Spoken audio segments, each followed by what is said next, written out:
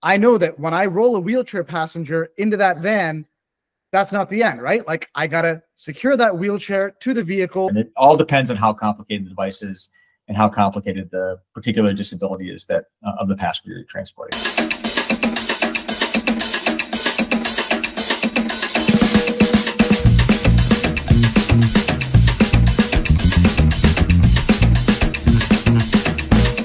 Welcome back to NEMT Experts. I've got my co-host John Maselli of Model One, and today we've got Darren Rome and Oli Davalos from Qstraint. John, Oli, and Darren, want to do quick intros of yourselves? Yeah, Oli, Darren, why don't you all go first? Everybody knows me already. Sounds good. I'm Darren Rome. I'm the director of training at Qstraint. So all things training on our products and the use of our products in their various applications. So those things are the things that I sort of manage for the company. So. Yep. And I'm Oli Davalos, product manager at Qstraint. Pretty much anything that's considered a wheelchair station or a securement station, in this case, Ambulock, would fall under my product line. Been with Qstraint for 10 plus years. Cool. And Darren, as you were mentioning, we'd love a little background about Qstraint. Yeah, sure. So actually, interesting. This is our 40th year since we started as a company, and the transportation landscape has changed pretty dramatically during that time. So, kind of crazy to think about that. Prior to 1990, when ADA was written, there was nothing actually guaranteeing anybody in a mobility device access to public transportation of any kind. So Qstraint started before there really was an accessible transportation market. I mean, there were progressive cities that were providing some version of accessible transportation, but there were other areas where there was no access to sort of accessible public transportation. So that was the beginning of Qstraint. And I think the company mission is making safety accessible. So the way we like to think about it is there's a lot of time spent in transportation talking about how to make transportation more accessible, how to make vehicles more accessible. And we like to fill in the gap that once they're accessible, who's thinking about providing the same level of safety to those passengers using mobility devices or mobility products that vehicle manufacturers are thinking about providing for the ambulatory passengers, right? So that's sort of our space, thinking about now that those vehicles are accessible, how do we go about sort of ensuring their safety? There's a couple ways I think we do that. One of them is with pretty extensive crash testing. So if we go like way back to the beginning at Qstraint, when we started 40 years ago, once ADA was passed in 1990, there were other people manufacturing various types of securement equipment or contraptions in vehicles. But what really separated us is we were the first to crash test that equipment to the same standards that automotive manufacturers were using for the rest of the vehicle. So that's sort of throughout the years, that's really been something that has sort of separated us. That's true for a product Oli's going to talk about in a little bit as well. So that's certainly one thing. Innovation, we try and develop new products constantly that not only make passengers safer, but I think a big part of that is also empowering them, right? Making them less intrusive, making them, have the ability to be secured with less operator intervention, right? And so that sort of, improves, sort of empowers those passengers, improves the dignity of the experience of them being transported. And then probably the third part where I come in is there's a real focus on training with us. And part of the reason for that is you can manufacture the best products, Oli can design the best products. If people don't know how to use them, right, it's not doing a lot of good to ensure the safety of your passengers. And it's a pretty complicated wheelchair securement generally. I think it's more complicated than people sometimes realize. So I'll just tell you guys a quick story. I had a conversation a couple years ago with a risk manager at a really large assisted living facility. And he said to me, we have these training courses, and I'll talk about this in a second, but they're like 75 minutes long, 90 minutes long. And he said, I don't understand why these things are so long. I have 2 kids, they're in car seats. He's like, isn't it all standardized? Don't you just, I go to the fire department, they show me how to snap in the car seat, it takes 10 minutes. And unfortunately, that you would think intuitively that makes sense. But really, as your audience knows, transporting people with disabilities, transporting mobility devices is a lot more complicated. So there's probably 500 different types, if not more, of mobility devices out there. Most of them actually aren't designed to be transported at all or be secured in the vehicle. They're coming with disclaimers that saying someone should transfer out of the wheelchair, which of course is not always possible, right? Or is pretty much rarely possible, right? If you spend all day in your mobility device, it's not like you for non-emergency medical transportation, you could automatically transfer to a seat. Some people can, but few can't. And our system is designed to be universal, but of course with the variety of chairs, requires a lot of training to understand how to take those principles and apply them to a range of different chairs. So we really have an emphasis on training and trying to make sure that when we develop these new products, that people know how to use them effectively and can troubleshoot those range of chairs that they're likely to encounter in non-emergency medical transportation. So, yeah, totally. So, Darren, like at a high level, let's say I'm an NEMT business owner. I'm going to get my, first wheelchair accessible van. I know that when I roll a wheelchair passenger into that van, that's not the end, right? Like I got to secure that wheelchair to the vehicle. That's what Q'Straint does. How do I know what product to get from Q'Straint? Where do I get that product? Where do I get the training? Just at a high level, walk me through that process. Yeah, for sure. And I think the thing that makes all those questions more important for the non-emergency medical market is the fact that the people who are in that space are transporting the most complicated securement situations to begin with, because you have people with disabilities that traditionally are using that service because they cannot access or unable to use public transportation, right? So you're seeing the most complicated challenges. So I think the first thing would be, the securement space in the vehicle. So a partner like Model 1, whomever your mobility dealer is, you're going to buy the vehicle, it's really important, as John can probably tell you, the more information his sales team has about how you're using the vehicle, who you're transporting, the more they can equip you with something that's going to be easy to use and effective for that service. So I think generally, my advice to transportation providers is you want a little bit larger securement location. You want a vehicle that can accommodate even the largest, most difficult devices that you're likely to transport. So, for example, it might be the case for a family that, a side entry minivan might be a good option.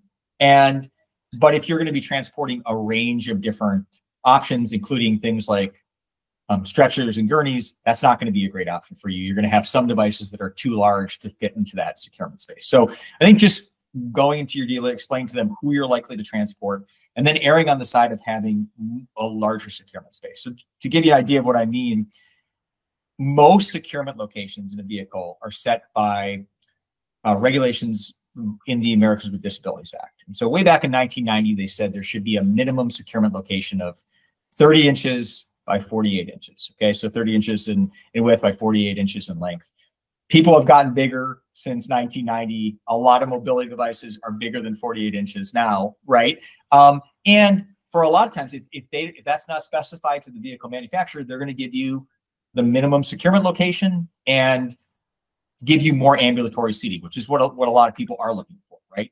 If you're not in the non-emergency medical space and you're a paratransit provider or using it another way, you might not transport wheelchair passengers every day, right? But you will in the non-emergency medical space. So I think the size of that location is super important. And then the type of equipment that you're going to use. So there are some basic industry best practice standards that are in effect. And the latest one is something called WC18. And it went into effect in 2016. And it basically sets out that securement equipment should be more rigorously crash tested than it had been previously.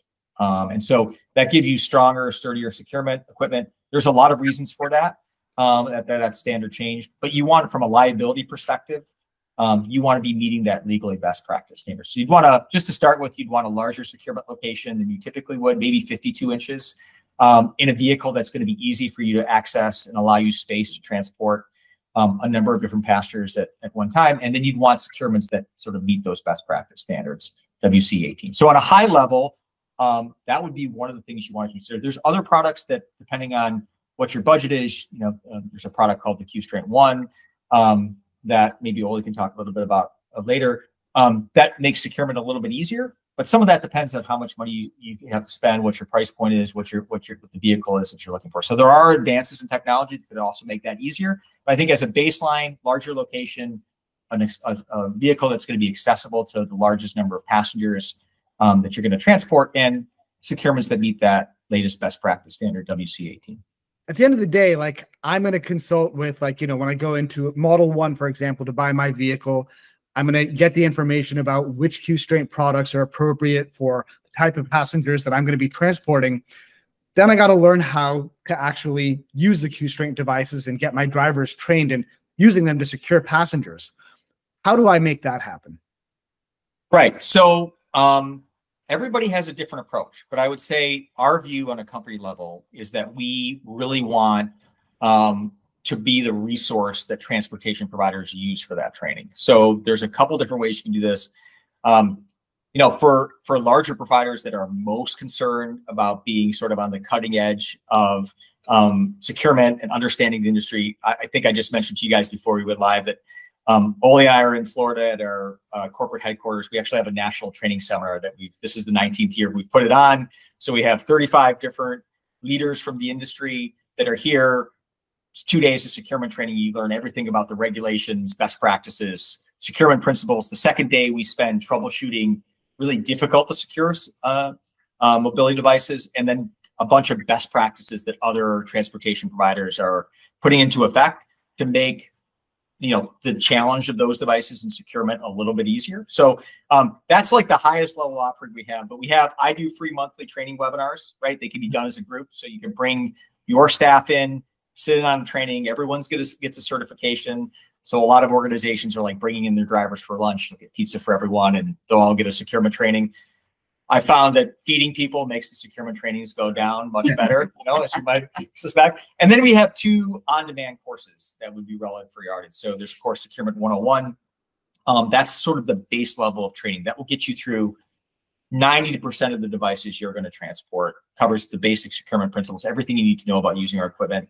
And then there's another course, Securement 102. That's basically what we do on the second day of that national training seminar with those difficult devices, which is the last 10%. The devices where everything you learned in the first course and then about securement, it's really difficult to figure out how to apply that to those securement situations. So both those courses, they're fee-based, but they're steep discounts when you do like a bulk purchasing option. And it allows a manager to actually register their drivers and then track their progress throughout the course and download their certificate afterwards. So you don't need to have a driver or an operator sign up for it. You can sign up a group, keep those seats, have people register for the course. And then what that allows you to do is you get that certification from us, which I think from like a civil liability standard is really important, right? You want to be able to say, you can't avoid incidents, no matter how well trained you are. It's a difficult industry. There's always human error, but I think you want to be able to say as a provider that we did everything we could to make sure our passengers are safe as possible.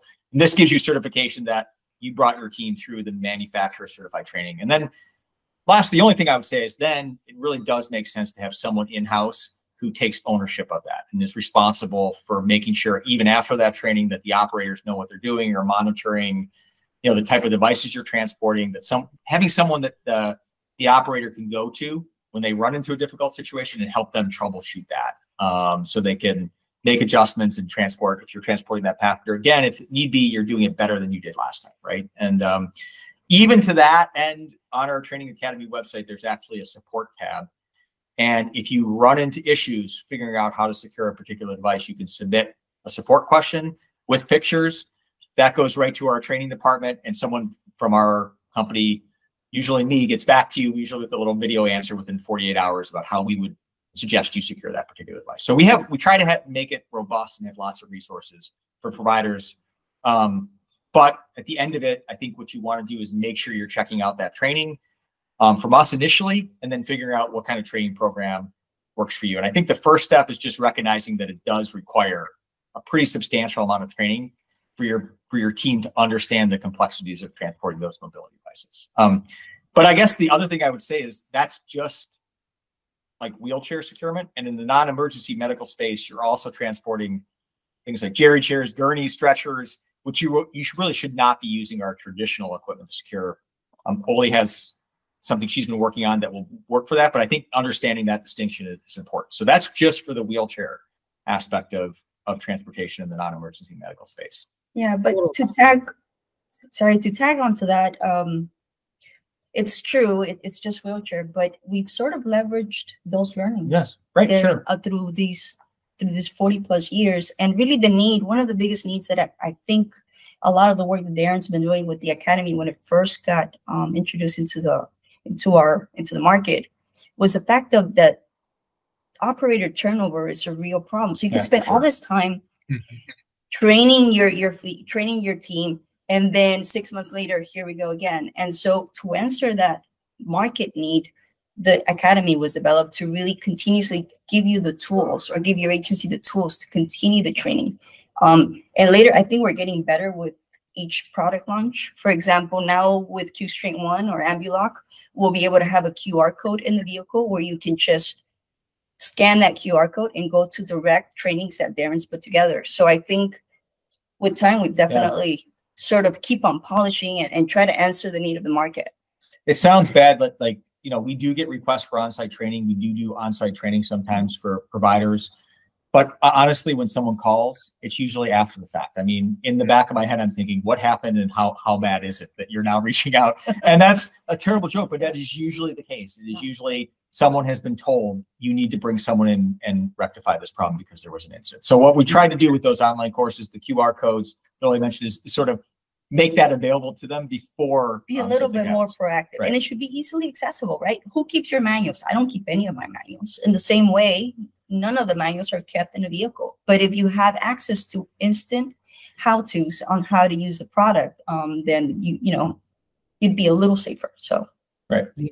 Well, this sort of hits on my next question, which I'm asking this because I just want the audience to hear this. You know, you guys do a great job of making all these courses online, accessible, on demand.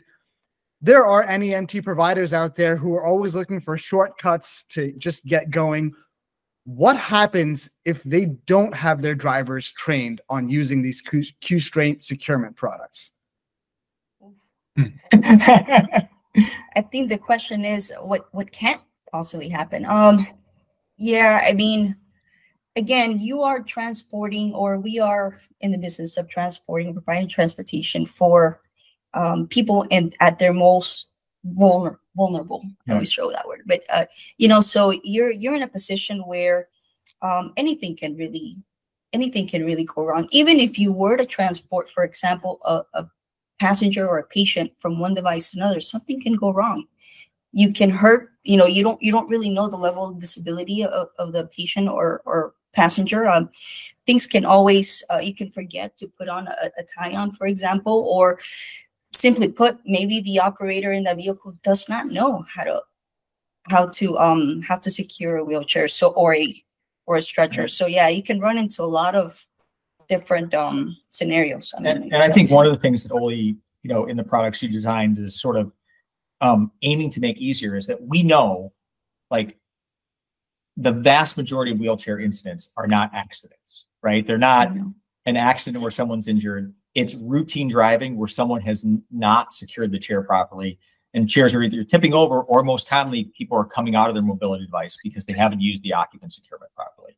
So, I mean, that is of the, every incident, because I already told you guys, most wheelchairs are coming with a disclaimer, right, that says you shouldn't remain in your mobility device while you're transported. When something happens, it's the transportation provider, it's us that get pulled into it, right? And so we have pretty good visibility on this. So it is really driver error and lack of understanding securement is the vast majority of incidents. And there's a great resource, maybe you guys can link to this afterwards, the University of Michigan Transportation Research Institute, that sort of acronym is UMTRI, is the organization that really spearheads a lot of those standards, the WC18 standard. They were pretty influential in writing. And that's actually a great resource, like independent resource for your group on standards and securement practices. They make a great brochure called the Ride Safe brochure. And one of the things we recommend for transportation providers is to actually provide that brochure to the people you're transporting, because it educates them about how their device should be secured, and also those actually ways to procure devices that are crash tested to be used as seats in motor vehicles, to sort of eliminate problem of securement and ensure that they're safe. But the research Umptree's done, in talking to Larry Schneider, who used to be head of Umptree up until a couple years ago, he found that 9 out of 10 incidents where someone leaves their mobility device end up being fatal, right? So sometimes we are really talking about the safety of your passengers and something catastrophic happening if you don't follow these principles, right? And so there's obviously liability that goes along with that. I mentioned civil liability at the start, like you want to make sure you're trained. If something happens, it's about how many things you can prove you did correctly versus someone else being able to prove you did incorrectly. So training is important in that sense. But in the non-cynical sense, it's like really a duty of care to make sure that the people you're transporting are safe. And training is really a huge piece of that, and learning how to use the equipment. And I think it's not negligence on the part of organizations in the sense that they're not knowingly not doing training, right? It's that they don't understand how much training is really needed in order to make sure that their operators can effectively use this equipment. And then I think the other thing, not to talk too long about this, that happens is sometimes operators are afraid to admit that they didn't know how to secure a device, right? So I see this quite frequently. They think it shouldn't be that difficult. They're not aware it should be this difficult. And when they have problems, they sort of cross their fingers, continue the trip. And 6 months down the road, something happens, and it could have been prevented if there was just that culture of even operators understanding how difficult their job was and feeling like they got support on the ownership and management side. So, right. I forget on one of when we were originally doing, because we do a lot of field trials, we try to really get into the daily life of the operators, try to understand where we can improve the products. And on one of them, I don't remember, Darren, I don't know if this number resonates with you, but I think they told me between 5 and 10 cases per week. Now, this was a big city, but you're looking at, possible scenarios where, where there was actual open cases per week as to the transport of these. So they can really add up. So it can be anything from a sharp turn, a bump on the road. I mean, it really can be anything. You really need to just make sure you have the right equipment and train your staff. Yeah. A lot of people who run NEMT businesses, they assume that there's going to be a certain number of minutes for loading a wheelchair and unloading. And they have these standard times, like, oh, this is the number of minutes it takes to load a stretcher, unload. And they sort of bake these into, how long a trip is going to take. Like, from your guys' perspective, how long should it take to load and unload a wheelchair and a stretcher when you're doing it properly with the Q'Straint devices? Right. So that's not uncommon also, like in paratransit services, right? That they'll say something like a generic time, 5 minutes per passenger. And that is honestly what leads to so many people rushing through the process, right? Especially remember the last part I said when we were talking about incidents, that most incidents are from people not using the occupant securement properly, people coming out of their mobility device, right? And so that's the last part of the process. And that's when people are on the clock, right? And they're rushing. They're like, all right, I've already spent 5 minutes. I have to rush through the occupant securement. So it really depends on the wheelchair. So if you have a wheelchair that is crash tested and is designed to be used as a seat in the motor vehicle, I think 5 minutes is a good expectation from picking someone up at the door, loading them into the vehicle, whether you have a lift or a ramp. Obviously, if you have a lift, it takes a little bit longer. Positioning them in the securement location. For those devices that are crash tested, you know where to attach, so there's no guessing game, right? And then using the occupant securement. If you have a complicated device, right, with someone with a complicated disability that requires more care, I think you're looking at like 7 to 10 minutes loading someone realistically to do the process properly, especially if it's someone you haven't transported before and you're trying to figure out where to attach in the frame of the mobility device. So it's a pretty wide variable. But if I was a provider, you'd want to err on the side of providing too much time and being ahead of schedule for your trip instead of having your drivers feel that pressure and rushing through the securement process. So when I rode, the paratransit service when I was starting, you could see the drivers, oh, we're over 5 minutes, and you could see them already start to be nervous. And they did it at that service. They did a great job, but you could see that process start to kick in when they had a time frame. So somewhere between 5 and 10 minutes, but certainly erring on the 10-minute side, I would say is probably fair. And it all depends on how complicated the device is and how complicated the particular disability is that of the passenger you're transporting. So do you have anything to add, Oli? Yeah, having said that though, because we understand that operation costs are a thing, and because we do know that you want to limit that time frame, our next generation of products, Qstrength One, Ambulock, really find ways to limit the amount of time, to limit the operator effort, right, to make this process easier and faster. And so when you were looking at your traditional 4-point securement, yes, absolutely. But we are really trying on our end, and our research and development team is really trying to understand how we can make it just a lot easier for the operators and therefore faster. So if you look at Qstrength One, completely different system. It takes the guessing game out of it. You don't need, I don't know if you've been, Nora, maybe you and I can spend some time next time, but we'll show you Qstrength One. But it really is a matter of just taking the hook out and putting it on the mobility device. So it knocks out a lot of that time. And Ambulock, same thing. You saw us, it sort of guides itself into securement. So a lot of thought has been put into how do we make it easier for the operator and driver.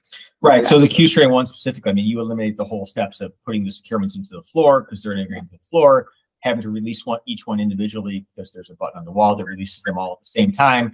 The occupant securement sort of like pre-positioned so that you don't have to sort of reach forward and route it as much as you would previously. So Oli is designing, and the engineering team are designing products that make that expedite that process.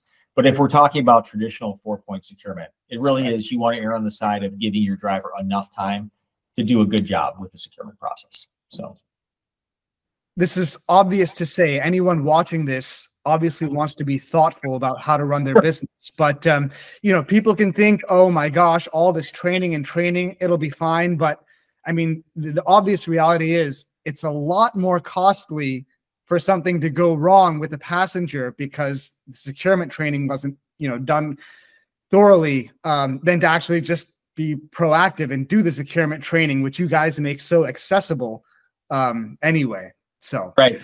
I want to get into the new innovative products that Qstrength is developing, like the Ambulock, which we have video of John and I and Oli at the NEMTAC conference sort of demoing and using.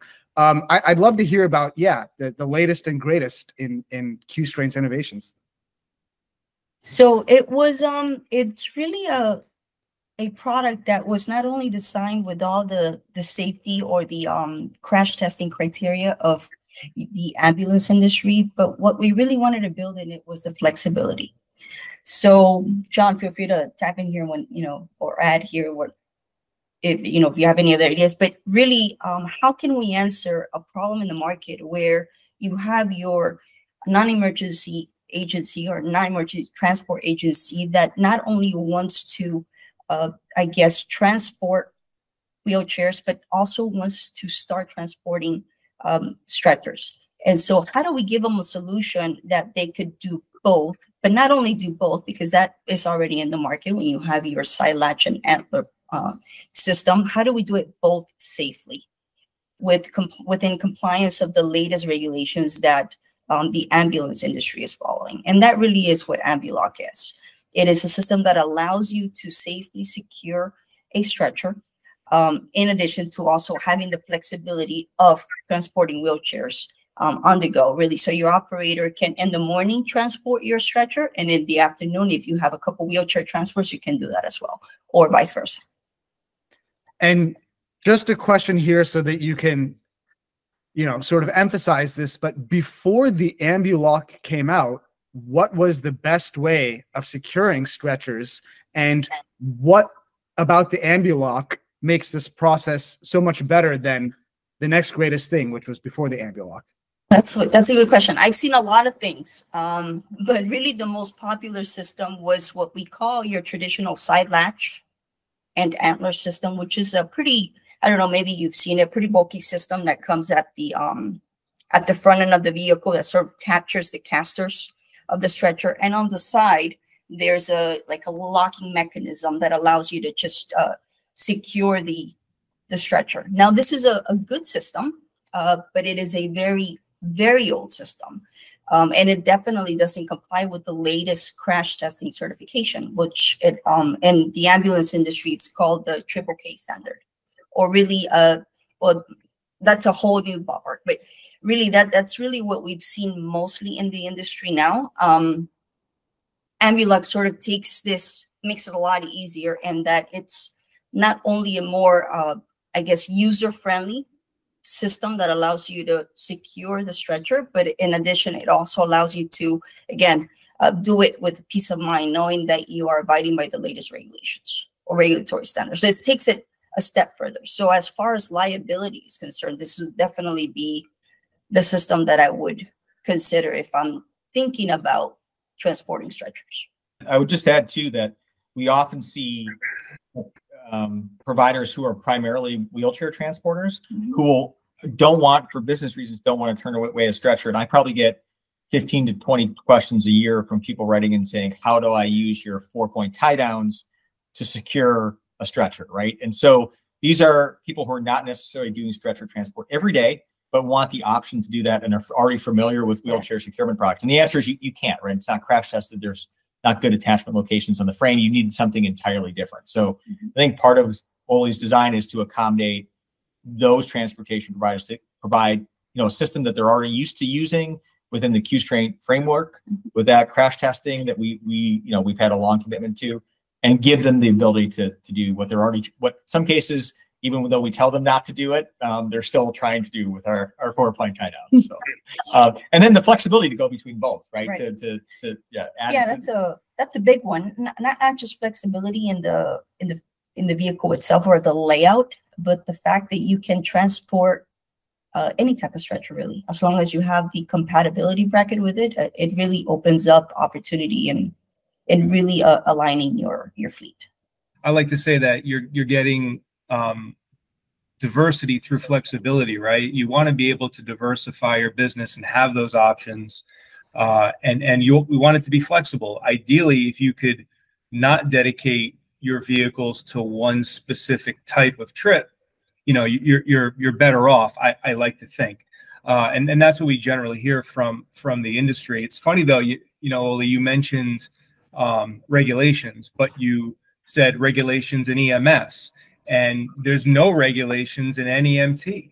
And maybe state to state there's some, but from a national standpoint, there's not. And I think that's been part of the issue all along, and why that, side latch, grab bar, antler system has been used for so long, because nobody's really kind of stepped up and said, hey, let's elevate this to more of your EMS level of safety.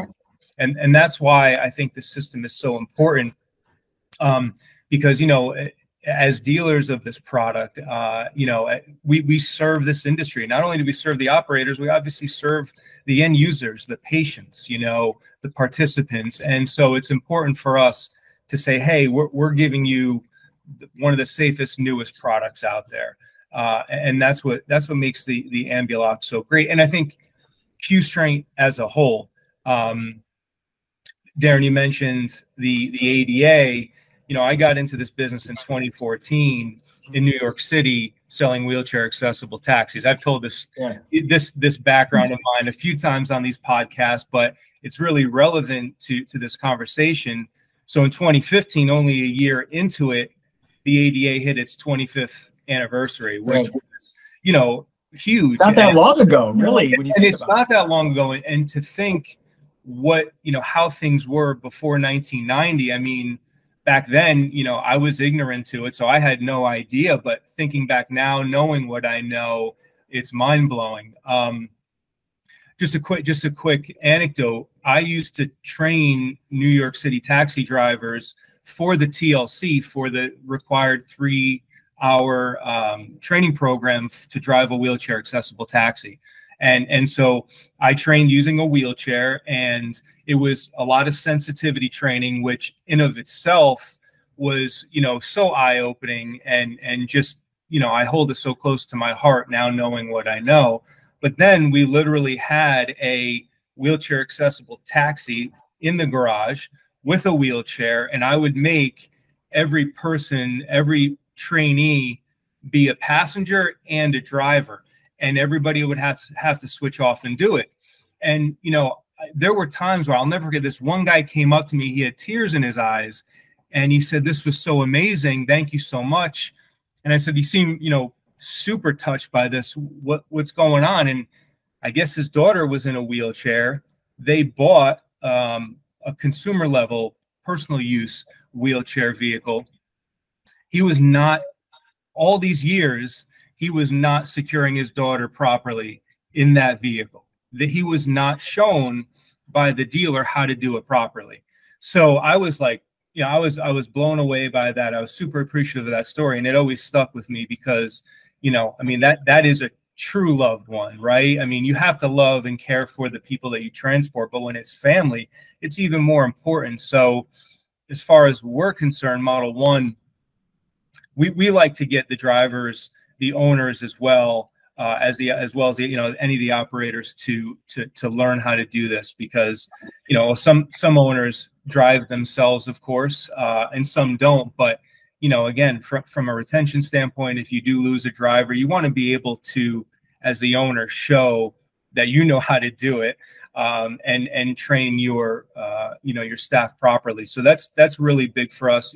QStrain has made it very easy over the years with instruction booklets and videos, and obviously your monthly training, as well as the QR codes that are coming up. So I'm a real big proponent of that, and safety is paramount. I mean, my last thought is, if you're going to go and buy the best product out there in the market, and you're going to buy, or you're going to get equipped with that, the best securement system being QStrain, you know, none of that means anything if you're not using it properly, right? So, you know, where's the safety at that point? So again, you know, the 7-point system is so important. You can't just secure the wheelchair, you have to secure the passenger as well. And so, yeah, I mean, we don't want anybody flying out of their stretcher or their wheelchair, because it's never a good ending. So great stuff. John, I love your story too. Yeah. So thank you. Yeah, no, I mean, that's I mean, you know, like, I got teary-eyed when he was telling me that. You know, I mean, I could think about it right now, and I could get a little you know, a little choked up, because it was just, I don't know, man. You know, especially you're dealing with people, a lot of these drivers are not from America. You know, they don't know necessarily what the ADA is. You know, they weren't, in some cases, even here prior to the ADA. And, you know, it was very eye-opening. I mean, you know, things like a person's wheelchair is an extension of their body. You really should ask if you could push them, you know, in their wheelchair prior to doing it, because that's like, you know, pushing essentially their body or touching their body. So, you know, again, so many things have carried over the years that, you know, we try to instill in our customers. I do think, you know, you bring up a good point. Doing it in the beginning is a great start, but it has to be ongoing. Yeah, just a couple of things you mentioned, because they triggered some memories and some stories for me. But I did this when I was at QStrain. I did the same thing that you had, those taxi drivers. I realized I was going to be talking about a product that I never used or experienced. So I went to Paratransit Inc. and out west, and they drove me around. I basically acted as a wheelchair passenger for them. That's totally eye-opening. Just as effective as our equipment is, you know, that's it. Your safety is entirely in someone else's hands. So I think, you know, I'm not here to recommend policies and practices for providers, but it's a really eye-opening experience for a driver to do that. And then the other part of it is what you guys do at Model 1 is great. You going out and doing that training is awesome. My only worry is that sometimes providers think, well, John was there. He showed me how the vehicle works, how the air conditioning works, and he showed me wheelchair securement. We're all good. And those people who were there when you dropped off the vehicle probably are all good. But what happens 6 months down the road, right? And there's a lot of turnover. So you guys are a great resource when the vehicle's delivered, but it's about what are you doing afterwards to maintain that. Anyone could, you know, they can figure out the air conditioner afterwards, but wheelchair securement's entirely different.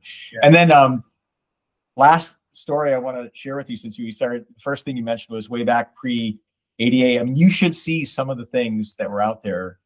The person who held my job before me was a gentleman named John Goss, and he was a transportation director at a school district in Arizona. He was in Vietnam, and then was a transportation director in the 70s and 80s at a school district in Arizona before he came to QStrain. And he the van was not accessible, so he used to lift students in their wheelchair into the van Wow. And then he would custom cut 2x4s to run through the wheels in the 80s, pre-ADA, to secure their wheelchair. That's what he did. He ran 2x4s through the wheels to stop it from moving while he was being transported. And then one of the very first sales managers at Q'Straint gave a presentation pre-ADA again to a contractor. I won't name the contractor, but a New York City paratransit contractor. Mm-hmm. And before he went in to do the training, he said, do you mind, before I talk about our securement products, if you could show me how you're currently securing mobility devices? And the director of that contracting service got this little sly grin on his face. He said, sure, I'll show you. And so he walked him back behind the contractor where there was a couple of vehicles. There happened to be, in this particular vehicle, the securement location was street side, right behind the driver. Mm-hmm. And he said, so what our drivers typically do, and he sat down in the driver's seat, he said they'll hold the wheel with the left hand and they'll see if they can't reach back with the right and grab the wheelchair. And the sales rep laughed. He said, no, I'm not. That's what we're doing. That's really what was, there were people bungee cording wheelchairs. I mean, it was like the Wild West to secure. Yeah. That's crazy. That's not that long ago. And all that changed for the better. But the thing that changed first is that those vehicles were accessible.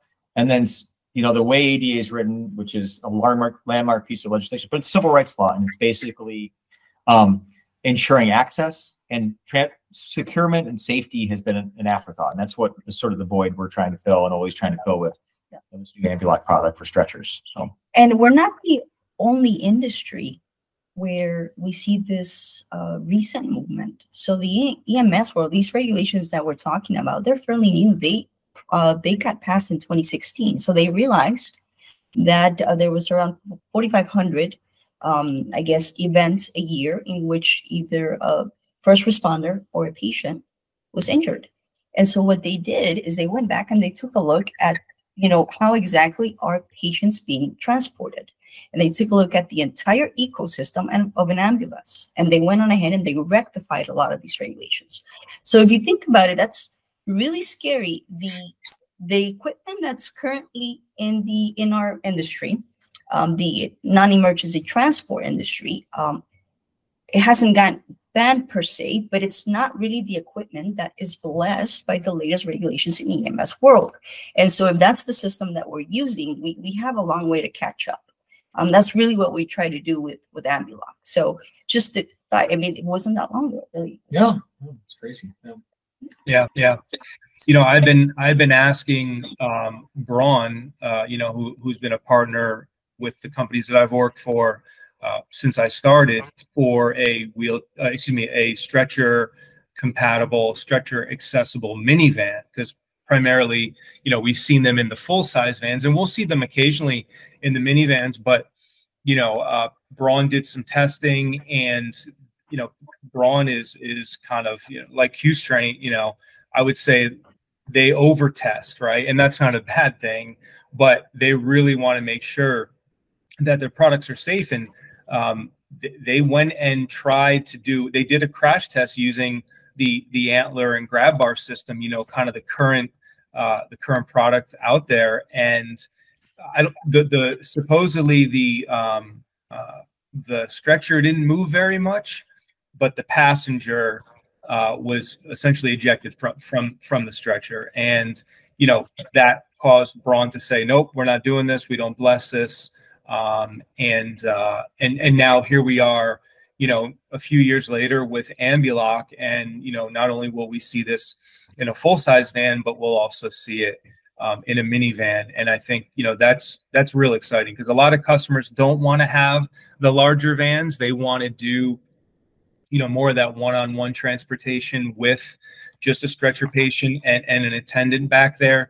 And this new product that we're going to see, that we showed at NEMTAC, and we're going to show it at TTA upcoming, that's just, that's the newest, latest, and greatest. So it's really exciting to be a part of this project.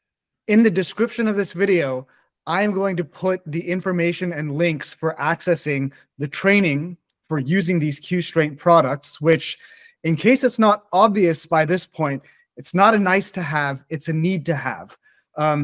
We don't have regulations yet in the NEMT industry like we've been talking about, but just from a safety perspective, this is a necessary part of running your business.